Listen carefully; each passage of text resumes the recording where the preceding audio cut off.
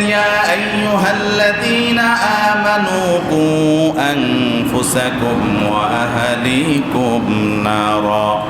আল্লাহ পরিষ্কার করে বলেছেন যারা ঈমান এনেছো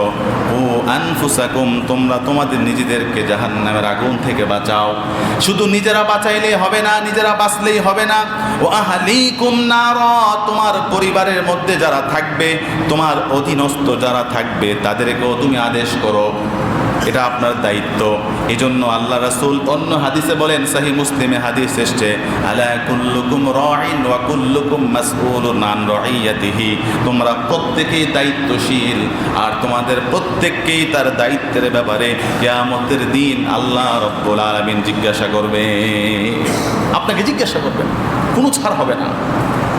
কোনো ছাড় হবে না। এই জন্য আজকে থেকে আমরা শপথ করতে পারবো ইনশাআল্লাহ, আমরা নিজেরা যেমন সৎ পথে চলবো, আমার পরিবারকেও আমি সৎ